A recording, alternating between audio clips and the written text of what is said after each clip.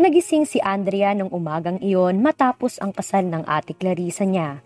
Wala siyang suot kahit na ano at katabi sa kama ang isa sa mga kaibigan ng kanyang bagong brother-in-law. Nahihiya man sa nangyari dahil halos kumbinsido si Andrea na siya mismo ang lumapit sa gwapong binata kaya umabot sila sa ganoong sitwasyon. Hindi naman niya matanggihan ang alok na kasal ni Lucas Del Franco. Wala siyang ibang maisip na paraan para makonsula ang kanyang ina na galit pagkadiskubre sa nangyari. Isa pa, malayo sa pagiging isang sakripisyo ang makatabi gabi-gabi ang binatang masungit, arugante, ngunit ubod ng gwapo. Nagising si Lucas na napakasakit ng ulo.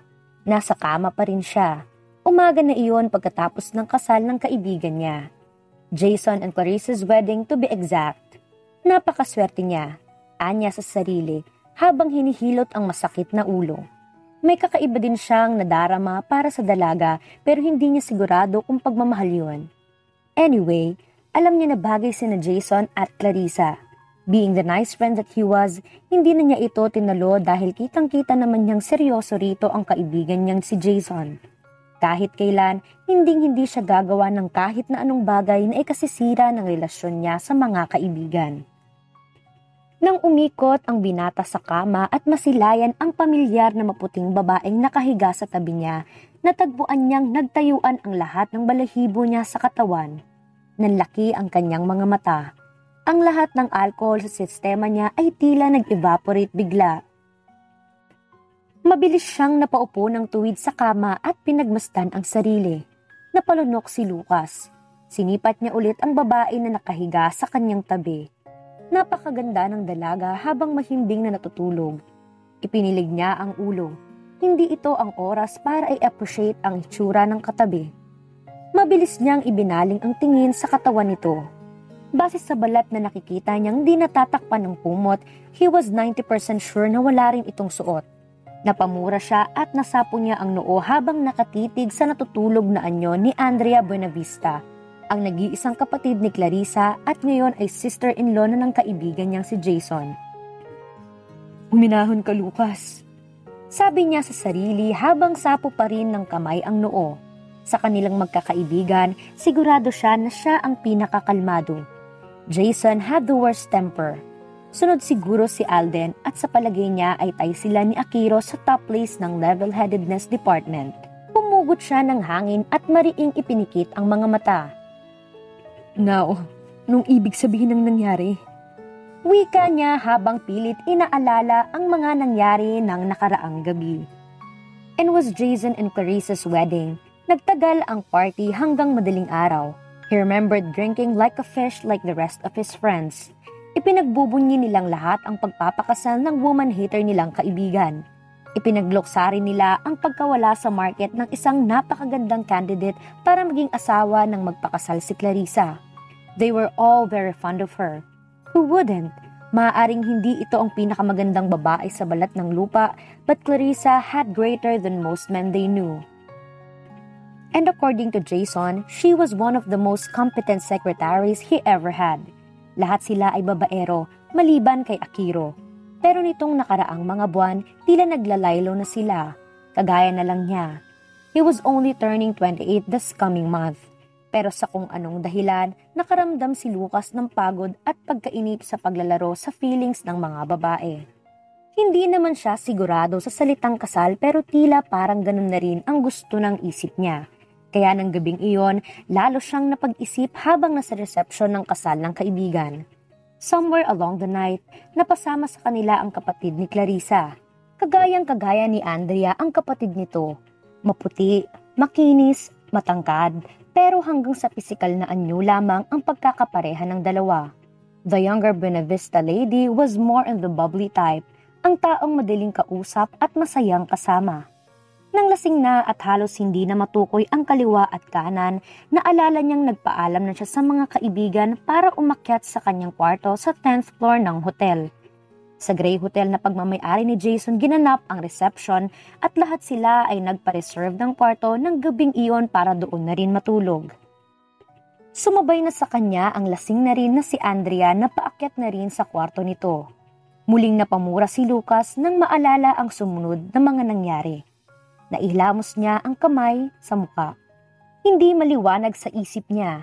Hindi niya maalala kung paano at sino ang nagsimula. But he remembered that when they got into the elevator, nagsimula na silang maghalikan. Naalala niya nang pumasok siya sa kwarto kasama ang dalaga. At naalala niya na nang may maganap sa kanila. Kainis! Mariin niyang nahawakan ang noo. Siguradong malalagot ako kay Jason. Andrea, gising! Narinig ni Andrea ang boses ng kung sino mula sa kung saan. Mabibigat ang talukap na iminulat niya ang mga mata. Narealize niyang nakatitig siya sa gwapong muka na pamilyar sa kanya. Napakunot noo siya at muli niyang ipinikit ang mga mata. Tingin niya ay nananaginip pa rin siya dahil walang paraan para magising siya katabi si Lucas Del Franco, isa sa mga babaero na kaibigan ng kanyang bagong brother-in-law. Andrea, gumising ka. Kailangan nating mag-usap ngayon. Pilit sa kanya ng boses. Napabuntong hininga ang dalaga. Napakaganda sa pandinig ng boses na iyon. Ang ganda naman ng panaginip niya. Pagkatapos, isang panaginip pa ang kanyang naalala. It was a passionate night of two people love each other. Napamulat siya nang wala sa oras. Lumipad ang tingin niya sa binata. He was looking really upset and worried na para bang schoolboy na nakabasag ng bintana ng principal sa paglalaro nito ng baseball. Nanlaki ang mga mata ni Andrea. Oh my gosh! Mabilis niyang pinagmasdan ang sarili. Napasinghap siya sa kabiglaan nang makitang tanging kumot lang ang nakatabing sa kanyang katawan. Doon niya naramdaman ang pananakit ng katawan kasabay ng pagragasa ng mga alaala ng nakaraang gabi. Hindi malinaw ang mga detalye, pero nakuha niya ang ipinapahiwatig nun. Huwag kang sumigaw! Pigil sa kanya ni Lucas. Napahawak ito sa magkabila niyang balikat. Ano? Paano nangyari? Ako bang gumapang sa'yo? Hindi makapaniwala na wika ng dalaga. Naalala niyang nagkaroon kaagad siya ng paghanga sa binata nang makita niya ito ng nagdaang gabi. Mestizo ito, halatang may lahi. Very strong at very prominent din ang hitsura nito pero kumpara sa hitsura ng kanyang bayaw, mas maamo ang mukha ni Lucas. Ano? No. Iling nito. Natataranta rin. Tingin ko, andala tayo sa sitwasyon. Parehas tayong lasing. Kasalanan ko. I'm older and more experienced. Dapat napigilan ko. Really? Nakahinga siya ng maluwag nang malamang hindi naman pala niya ito ginapang. Pero panandalian lang ang kanyang reprieve dahil may narinig silang pamilyar na hysterical na boses sa labas ng kwarto. Sigurado siyang magkasabay na huminto ang pagtibok ng puso nila ni Lucas. Bago pa sila makapagtago, mabilis na bumukas ang pinto ng kwarto at pumasok ang namumulang kapatid niya. At sa likuran nito ang asawa nitong si Jason. It wasn't much. Pero kahit papaano, nagpapasalamat pa rin si Andrea at hindi kasama ang kanilang ina. Gusto ni Lucas na magpalamon sa lupa. Hindi niya inaasahan na mararanasan niya ang ganong tagpo. Andrea? Sigaw ni Clarissa. Pareho silang napaurong sa kama ni Andrea. Huminahon ka, love. Awat dito ni Jason. Huminahon? Singhal nito. Paano ako hihinahon? Ang kaibigan mo at kapatid ko ay magkasama sa kama. Tila merong Clarissa, Pati si Lucas ay nanigas ng tila manghina si Clarissa at mapahawak kay Jason. Nalaman lamang nila noong nakaraang araw na 6 na linggo ng buntis ang asawa ng kaibigan nila. Mabilis itong pinangko ni Jason at dinala sa isang sopa. Do you wanna throw up? Tanong nito. Yes, sa kaibigan mo. Galit na sagot nito. Kainis, kapag nalaman to ni Mama, magwawala siya. Nag-aalalang saad ni Clarissa. Hindi mo kasalanan yun, love. Wika ni Jason. Kasalanan ko. Dapat hindi ko iniwan ang kapatid ko sa mga leon mong kaibigan. I'll take the blame. Kakausapin ko ang mama mo. Anong take the blame? Pwede mo bang pakasalan ng kapatid ko sa lugar ng kaibigan mo? Iyon lang makakapagpalubag sa loob ni Mama. Alam mo, Naiintindihan kong bagay nito. Pero si Mama, Hindi niya kailangang malaman. malamang ngayon alam na niya. Wala si Andrea sa kwarto niya at si Lucas ang nakitang huling kasama niya. Isa sa pinakamatalas na pang-amoy ang mama ko. Giit nito. Kainis.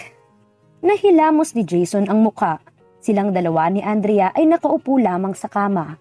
Walang magawa kundi makinig lang sa mag-asawa. Ate Clarissa, tumigil ka Andrea. Pinandilatan ito ni Clarissa. Kaagad na tumiklop ang katabi niya. Hindi niya ito masisi. Kahit sino ay titiklop kay Clarissa. Nanatiling mukhang depressed ang dalawang bagong kasal. Matamang pinag-iisipan kung paano lulusutan ang ganitong kinasangkutan nila ng dalaga. Malayong malayo ang itsura ng dalawa sa araw ng kasal ng mga ito. Napakasaya ng dalawa ng kinasal ang mga ito. Lucas had never seen Jason that happy before. Mula nang maghiwalay ang mga magulang nito noong mga bata pa sila. His friend became cold and cruel. Pero dahil kay Clarissa, unti-unti nilang nakitang nagbabago ang binata. Jason had finally found his happiness. At talagang masaya siya para sa kaibigan. Naramdaman niya ang matinding guilt. Jason, Tawag niya rito. Humigit ng hangin ng kaibigan niya habang hinihilot ang sintido. Hindi niya maiwasang isipin na ngayon din lang talaga niya nakitang nag-aalala ito ng ganito. what Lucas? Galit na saad nitong tanong. Humigit din siya ng hangin. Alam niya ora mismo na kailangan niyang mag-isip ng paraan para solusyonan ang nangyari. Hindi niya pwedeng guluhin ang kaligayahan ng kaibigan niya ng ganito at alam niyang kasalanan niya. Alam kong kasalanan ko. Hindi ninyo kailangang mag-alala dahil pananagutan ko ang nangyari.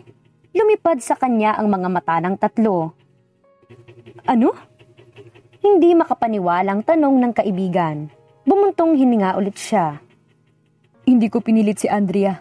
Parehas kaming lasing at sigurado ko na parehas kaming attracted sa isa't isa. Pero mas matanda ako at mas sanay sa ganito. Ako dapat ang nakapagpigil. Kaya pananagutan ko ang nangyari. Pakakasalan ko si Andrea. Seryoso na saad ni Lucas. Lumipas pa ang ilang segundo bago nakapag-react si Andrea. Excuse me? Anong sinasabi mong kasal? Aniya sa malakas na tinig. Kasal? Siya? Sa isang babaero pero gwapo? Well, it sounded nice. Pero come on. 21 pa lang siya. Graduating pa lang siya this semester.